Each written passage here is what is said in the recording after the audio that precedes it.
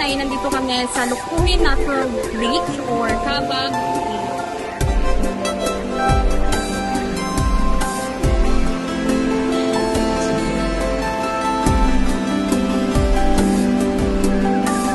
Halina at kami inyong samahan sa pagpunta sa lugar na ito.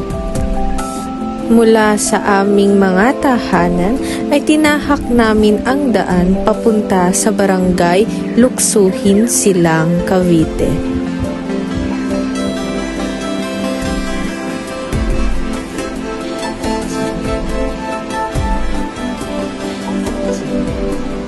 Dito ay sumalubong sa amin ang parang reception area ng barangay.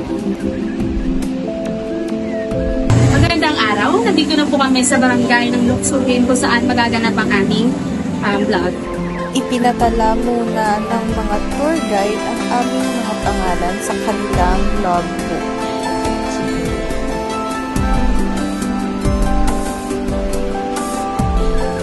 Pagkatapos nito ay umupo muna ang aming grupo upang hintayin ang mga tour guides na ayusin at ihanda ang aming sasakyan.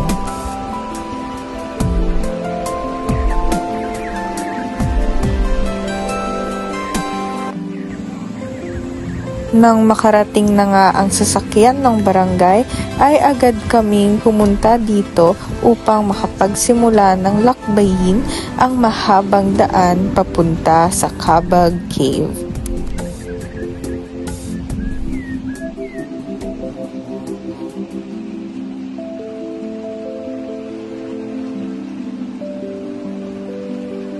Sabi nila matarik. Tingnan natin kung kakayanin. Ang pagpunta sa Cabag Cave o Luksuhin Natural Bridge ay hindi basta-basta. Kinakailangan munang pumunta sa barangay Luksuhin upang makipag-coordinate sa mga tao doon. Pagkatapos nito ay saka bibigyan ng tour guides ang mga nagnanais na bumisita sa Cabag Cave. Ito ay sa kadahilan ng napakadelikado ng daan papunta dito. Sa bahaging ito ng video ay makikita na maayos pa ang daanan, kung kaya't ang aming paglalakbay ay hindi pa ganon kahirap.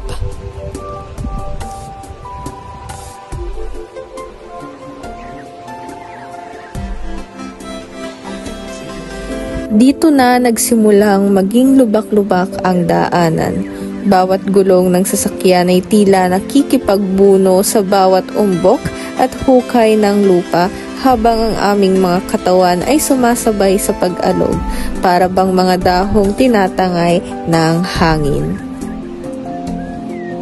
30 minutes kasalukuyan po kami papunta sa Luksuhin Natural Bridge or Cabag. So ngayon, kita naman po natin sa video kung gaano po katarik ang daan at kung gaano po kalubak-lubak ito. Kinailangan pa naming isarado ang mga bintana sapagkat bawat pagdaan sa masukal na bahagi ay may dalang sanga ng punong pilit sumisilip. Nang kami makarating na sa bahagi kung saan hindi na kasya ang aming sasakyan, kami ay bumaba na upang simulan ang 20 minutong paglalakad. Sa aming paglalakbay at paglalakad ay nalaman namin mula sa mga tour guides na ang Luksuhin Natural Bridge o mas kilala rin sa lokal na tawag na Kabag Cave o Luksuhin Cave ay isang mahalagang pormasyon ng kalikasan na matatagpuan sa pagitan ng mga barangay ng Luksuhin at Kalubkob sa Silang, Cavite. Ang natural na tulay na ito ay tumatawid sa ilog Ilang-Ilang at kinikilalang kauna-unahang malaking natural bridge na naiulat sa bansa. Sa kasalukuyan, ang Luksuhin Natural Bridge ay hindi pa kinikilala bilang isang protected area. Nangangailangan ito ng mga hakbang sa konserbasyon upang mapanatili at maprotektahan ang yamang kalikasang ito para sa susunod na henerasyon. Maaaring marating ang tulay mula sa bayan ng Silang sa pamamagitan ng pagsunod sa Silang Banay-Banay Road papalayo mula sa sangandaan ng Aguinaldo Highway at J. Rizal Avenue patungong Barangay Luksuhin. Mula roon, kinakailangan ng humigit kumulang 1 kilometrong paglalakad upang marating ang Pook. Pinapayuhan ang mga bisita na planuhin ng maayos ang kanilang paglalakbay at tiyaking may pahintulot at gabay sa paggalugad sa lugar mula sa barangay hall. Sa bahaging ito ng video ay makikita na kasalukuyan naming tinatahak ang diretsyo ngunit makitid na daan pababa ng Kabag Cave. Isang landas na tila inukit ng panahon sa pagitan ng mga puno at makukubling halaman. Sa bawat hakbang, dama namin ang malamig na simoy ng hangin na sumasalubong sa aming mga pisngi. Waring nag-aanyaya sa amin na magpatuloy at tuklasin ang hiwaga sa dulo ng daan. Hindi pa naman kami gaanong nahihirapan sa paglalakad.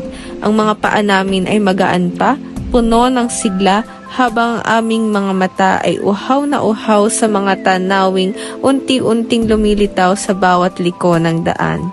Ang mga sanga ng puno ay dahan-dahang yumuyuko parang mga tagabantay na bumabati sa amin habang kami dumaraan. Ang sinag ng araw bagaman bahagyang natatabingan ng mga dahon ay naglalaro sa mga anino sa lupa. Nagbibigay ng kakaibang liwanag na tila kumikindat sa amin.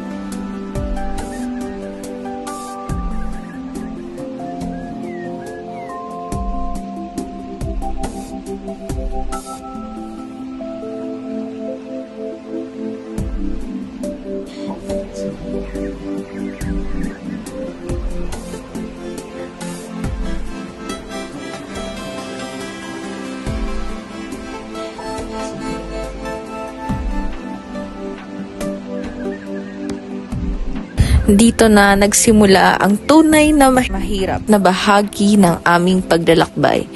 Ang daan pababa ay tila isang matarik na hagdang lupa, makitid at madulas na para bang ang bawat bato at ugat ay may nakaabang na bitag. Ayan, andito na po kami sa Kabag Cave. Ayan.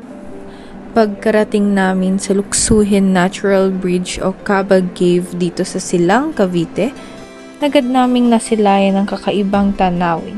Isang talon na tila tagong paraiso sa gitna ng kalikasan. Sa itaas ng talon, makikita ang isang lagusan. Ito ang tinatawag na kuweba. Ayon sa aming tour guide, hindi na ito bahagi ng itinerary dahil delikado na ang daan papasok, gawa ng mga lumot na labis na nagpadulas dito. Bagamat hindi na namin na-explore ang loob ng kuweba, sapat na ang tanawin sa labas para maramdaman ang ganda at hiwaga ng lugar na ito. Dito po kami galing kanina. Ito po yung ibabaw ng Kabag Cave na aming nilakaran kanina upang makapunta dito sa baba.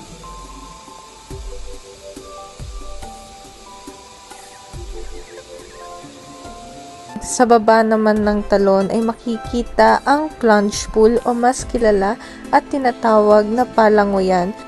Ayon sa mga tour guide, maaari raw lumangoy at maligo dito dahil noong kabataan nila ay talagang suki na rin sila nito. Sa may gilid ng palangoyan, matatanaw ang kumpol ng mga batong tila inukit ng panahon, mga batong tahimik na nakikipaglaro sa agos ng tubig at hangin. Ayon sa mga tour guide, maaaring bumaba sa bahaging ito upang pagmasdan ang likas na ganda ng paligid. Gayunpaman, paalala nila na mag-ingat sa paglalakad sapagkat ang mga batong ito ay madulas at maaaring pagmulan ng kapahamakan. Isa sa aming mga kasama, dala ng pananabik, ay buong ingat na bumaba upang suriin at damhin mismo ang lugar. Sa bawat hakbang, wari nakikipag-usap sa kalikasan, isang tahimik na pagninilay sa gitna ng ganda at panganib na magkasamang umiiral sa paraisong ito.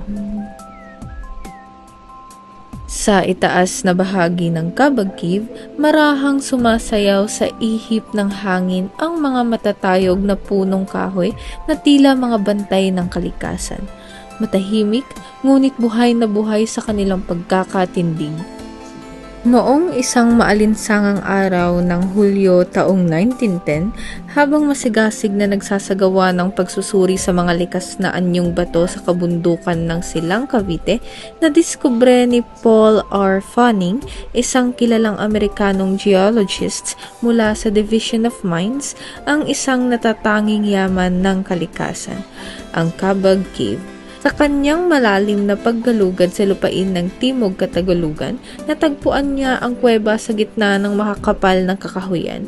Tila ba ito'y isang lihim na matagal nang ikinubli ng kalikasan mula sa mata ng mga makabagong lipunan. Dahil sa pagkakahiwalay ng lugar na ito mula sa abalang kabihasnan, malayo sa mga daan at kabahayan, pinaniniwalaan ni Fanning na siya ang kauna-unahang dayuhan na nakaapak at nakapagsiyasat sa lugar na ito. Ang kanyang pagtuklas ay isang mahalagang pahina sa kasaysayan ng siyensya sa Pilipinas at nagbibigay diin sa taglay na hiwaga ng ating kalikasan na minsang nalilimutan sa paglipas ng panahon. Ang Natural Bridge o Kabag Cave ay matatagpuan sa pagitan ng Barangay Luksuhin at Barangay Kalubkob na siyang tinatawiran ng Ilog Ilang-Ilang. Mula noon, nanatili itong tahimik na bahagi ng kalikasan hanggang sa muling mapansin ng mga lokal ang kahalagahan nito. Narito tayo ngayon kasama isa sa aming mga tour guide na si Kuya Edwin. Kuya Edwin, kaano na po kayo katagal dito sa Barangay Luksuhin? Dito ako tinanganak sa Barangay Luksuhin, bali 52 years old na ako dito sa Barangay Luksuhin. Gaano na po kayong katagal nag-tour po dito sa Barangay Luksuhin? Ano lang, pagka meron talagang nagpapatulong pumunta, sinatamaan lang namin yung mga barangay. May mga naririnig kayo ba kayo ditong mga alamat tungkol dito sa Kabag? Tawagin mo naman ito kapag lango yan. Doon Inaalaw po na paliguan dito. Madami na po kayong nag-guide dito? Ha? Madami na po kayong na-guide dito? Madami-dami na. Madami. Mga estudyante rin. estudyante, Gentry. mga nag-hiking, train. Dito sa Sardiera, tinamahan din namin. At dahil nga hindi namin pwedeng pasukin ang loob ng Kabag Cave, ay amin na lang itinanong kung ano ang sitwasyon ngayon sa loob nito. Madulas yung daan, mahaba-haba rin yung lakad sa loob. May mga bats po. Dati na marami, ngayon kukunti na. Malumot din po. Marami na po kayong ginaid dyan sa loob din ng cave. Ang lagusan sa ilalim ng tulay ay may kurbadang hugis letrang S na tila natural na inukit ng kalikasan sa paglipas ng mahabang panahon. Tinatayang humigit kumulang 75 metro ang haba nito at may lapad na 10 metro. Sapat upang makadaan ang tubig at makalikha ng malamig at tahimik na espasyo sa ilalim ng lupa. Batay sa pananaliksik ni Fanning, noon ay sa itaas na bahagi ng batuhan dumadaloy ang tubig. Ngunit dahil sa patuloy na pagguho at pagkaagnas ng mga bato, unti-unting bumaba ang agos at nilikha nito ang panibagong daan sa ilalim. Isang bagong lagusan na siyang pinagmulan ng kasalukuyang anyo ng lugar. Ang mga batong bumubuo sa paligid ng lagusan o ng kuweba ay tinatawag na tuff rock. Isang uri ng batong malambot at madaling kainin o palambutin ng dumadaloy na tubig. Sa pagdaan ng panahon, ang tuloy-tuloy na pag-agos ng tubig ay humubog at nagpaliwanag sa ilalim ng kuweba. Sa huli, bunga ng mga pagbabagong ito, nabuo ang isang likas na tulay o kuweba, ang tinatawag na Luksuhin Natural Bridge o Kabag Cave. Isa itong halimbawa ng kapangyarihan ng kalikasan na lumikha ng mga anyong lupa sa paraang unti-unti ngunit kamangha-mangha.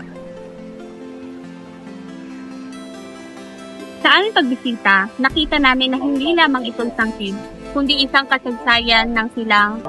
Sa panahon ngayon, napakahalaga ng pagpapanatili at pagprotekta sa mga ganitong lugar. Napagdesisyonan ng aming grupo na manatili muna ng ilang minuto sa lugar. Sa unang tingin pa lamang ay nahulog na agad ang aming loob sa kagandahan nito. Presko ang hangin, tahimik ang paligid, at tunay na nakaka-relax ang tanawin. Dahil nga sa ganda ng lugar, hindi na rin namin pinalampas ang pagkakataon na kumuha ng larawan. Nagsimula kaming maglibot at maghanap ng magagandang anggulo at sabay-sabay naming kinuna ng bawat isa ng litrato bilang alaala ng masayang sandaling ito.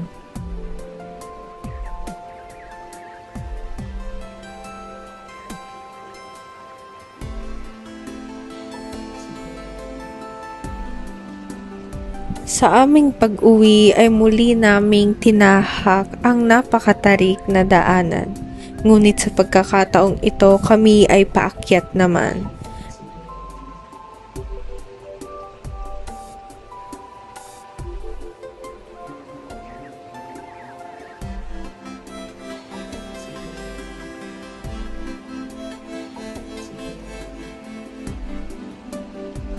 Matarik at madulas ang daan, kaya't ang bawat galaw ay kailangang kalkulado at maingat.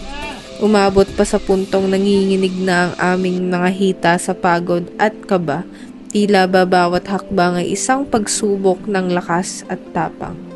Mabuti na lamang at may mga malalaking ugat ng puno na nagsilbing aming sandigan, parang mga kamay ng kalikasan na handang umalalay sa amin sa gitna ng aming pagsusumikap. Sa aming paglalakad pauwi, dama pa rin namin ang saya sa aming mga puso. Sa kabila ng pagod at init ng araw, gumagaan ang aming mga hakbang. Tila ba pinapawi ng tuwa at kasiyahan ang lahat ng pagod na aming naramdaman. Hindi lamang ito isang simpleng lakad pabalik, kundi isang pag-uwi na may dalang bagong kaalaman at mas malalim na pagmamalasakit sa aming bayan. Sa pamamagitan ng proyektong ito, napagtanto namin na malapit lamang pala sa amin ang Kabag Cave, isang lugar na noon ay hindi namin halos napapansin, ngunit ngayon nakita naming may taglay palang mahalagang kasaysayan. Hindi lamang ito isang natural na yaman, kundi isa ring makasaysayang lugar na may kaugnayan sa agham at pananaliksik.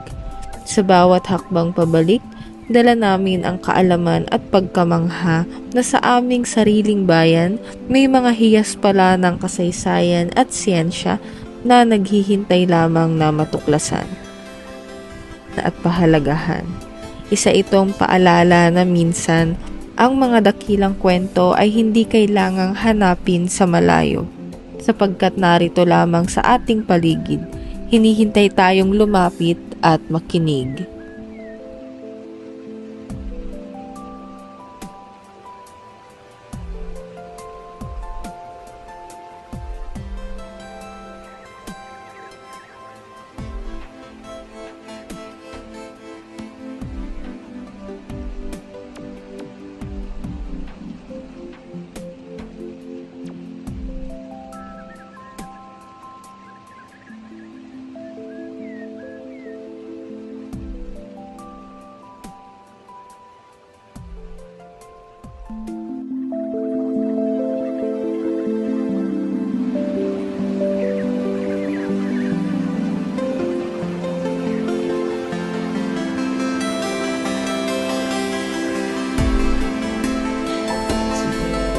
Matapos ang mahigit 20 minutong paglalakad ay amin nang natanaw ang sasakyan ng barangay.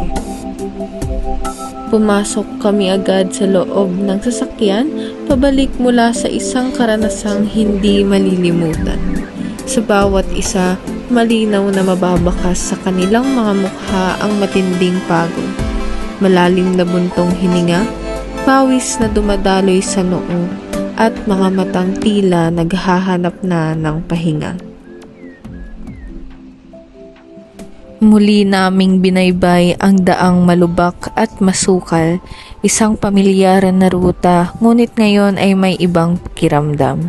Sa bawat galaw ng sasakyan, ramdam ang pag-alon ng katawan, ang pag-uga na tila sumasayaw sa bawat bitak at bato ng kalsada. Sa loob ng sasakyan, bawat talbog ay tila paalala ng mga hamon at tagpo ng araw na lumipas. Ngunit sa kabila ng pagod na bumalot sa aming mga katawan, nanaig pa rin ang saya sa aming mga puso.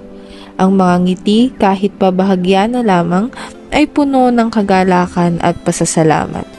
Ang bawat isa sa amin ay tahimik na nagbabalik tanaw sa mga alaala ng araw, ang pag-akyat, ang tanawin, ang tawanan, at ang pakiramdam ng tagumpay matapos malampasan ang mga pagsubok. Ang paglalakbay na ito ay hindi lamang basta biyahe, kundi isang karanasang magiging bahagi na ng aming mga kwento. Isang yaman na hindi man nahahawakan ay tiyak na mananatili sa aming puso.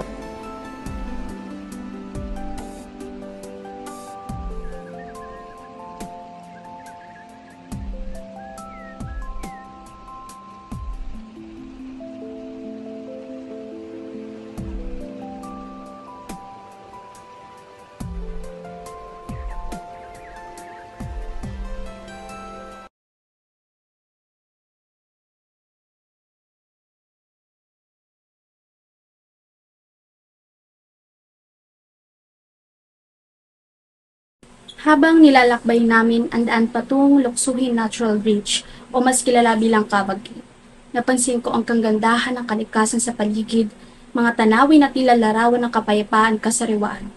Sa bawat hakbang, ramdam ko ang hirap na aming tinahak. Palusong, matarik, at madulas sa dian, na tila ba sinusubok ang aking lakas at tiyaga. Ngunit sa kabila ng pagod at hirap, napawi ang lahat ng iyon na marating namin ng Cabag Cave. Namangha ako sa ganda ng kuweba at sa likas nitong yaman. Doon ko napagtanto na ang mga ganitong lugar ay tunay na kayamanan ng ating bayan. Mga yaman na hindi lamang dapat hangaan, kundi higit sa lahat ay dapat pangalagaan at ingatan. Karanasang ito ay nagsilbing paalala sa akin na ang bawat pagsubok at hirap na ating dinaranas ay may kapalit na ganda at gantimpala. Ang kalikasan ay isang bayaya na dapat halagahan, hindi lamang para sa kasalukuyan, kundi para rin sa mga susunod na henerasyon. Sa aking puso, nadagdagan ang aking panggalang at pagmamahal sa kalikasan, at ang buong pangako na magiging bahagi ako ng mga taong mag-iingat at magmamalasakit dito. Sa bawat paglalakbay, may natutunan. Sa bawat hirap, may maganda kang matutuklasan. Napaisip ako kung gaano kahalaga ang mga lugar na tulad ng Cabag Cave o Luksuhin Natural Bridge sa ating kasaysayan at pagkakakilanlan bilang isang komunidad. Sa paglalakbay namin papunta sa Cabag Cave sa Barangay Luksuhin 2 Silang Cavite, hindi lang basta pamamasyal ang nangyari. Para rin itong pagbabalik tanaw sa isang parte ng kasaysayan ng ating bayan na bihira ng mapag-usapan o mapansin. Ang mga impormasyon na nakuha ko tungkol sa Cabag Cave ay malaking bagay para maunawaan ang historical value ng lugar. Nakita ko ang kahalagahan ng lugar na ito bilang buhay na patunay na kasaysayan, agham at kagandahan ng kalikasan sa ating bayan.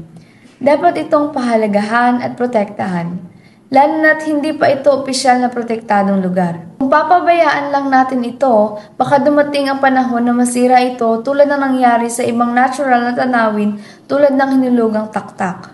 Mga ganitong klaseng pag-aaral at pagbisita ay nakakatulong para mas lalong maintindihan kung paanong ang kasaysayan ay hindi lang nababasa sa libro, kundi nararamdaman at nakikita mismo sa paligid natin. Nakaka-proud maging bahagi ng silang at mas nakaka-inspire maging responsable sa pangangalaga ng ating likas at historical na yaman. Sa simpleng pagbisita namin sa Cabag Cave, nadagdagan ang pag-unawa ko kung gaano kayaman ang kasaysayan ng aming lugar. Tungkulin kong ibahagi at ipagtanggol ang ganitong kaalaman para sa susunod na henerasyon. Ang pagkakatuklas sa Luksuhin Natural Bridge bilang kauna-unahang malaking natural na tulay na naiulat sa Pilipinas ay may malalim na makasaysayan at kultural na kahalagahan. Higit pa sa pagiging isang pambihirang formasyon ng kalikasan, ito ay sumisimbolo sa mayamang likas na pamana ng ating bansa at sa mga kamanghamanghang kayamanang taglay ng ating kalikasan. Ang pagkilala sa tulay na ito ay hindi lamang isang tagumpay sa heolohiya ng bansa, kundi isa ring paalala sa kahalagahan ng paggalugad, pagtuklas at dokumentasyon ng ating mga likas na yaman. Habang ako'y nagmumuni-muni ukol dito, napagtanto ko kung gaano kahalaga ang pagprotekta sa mga ganitong likas na lugar. Hindi lamang sila bahagi ng ating kapaligiran, ngunit bahagi rin ng ating pagkakakilanlan bilang mga Pilipino. Kung kaya't ang Luksuhin Natural Bridge ay isang paalala na ang kasaysayan ay hindi lamang isinusulat sa mga aklat o inukit sa mga monumento. Minsan, ito ay nilikha mismo ng kalikasan. Sa Luksuhin Natural Bridge sa Silang, habang naglalakad ako sa matirik na daan na pagtanto ko magiging mahirap para sa akin ang paglalakbay na ito. Ngunit hindi lamang namin nasaksihan ang kagandahan ng natural na atraksyon nito, kundi nakakuha rin namin ng mahalagang kaalaman tungkol sa kasaysayan ng lugar. Isa sa mga napulot ko na aral sa aming pagtungo sa Luksuhin Natural Bridge ay ang importansya ng pag-alala at pagpapahalaga sa kasaysayan ng isang lugar. Bagamat sa panahon natin ngayon, hindi na nabibigyan ng importansya ng mga tao ang kasaysayan ng isang lugar kundi sa kagandahan lang ng tanawin nito. Dahil sa aming pagpunta sa Luksuhin Natural Bridge, pagtanto ko na hindi lang ito tungkol sa ganda ng tanawin, kundi pati na rin sa mga kwentong bumubuo dito. Ang bawat lugar ay may sariling kasaysayan na dapat kilalanin at ipreserba upang mas maunawaan ang isang kultura at ang isang identidad ng isang komunidad. Kaya naman, ang ganitong klaseng mga lugar ay dapat natin pagbigyan ng pansin at dapat pangalagaan upang hindi natin makalimutan ang mga nangyari sa ating nakaraan na may kaugnayan patungkol sa ating kasaysayan.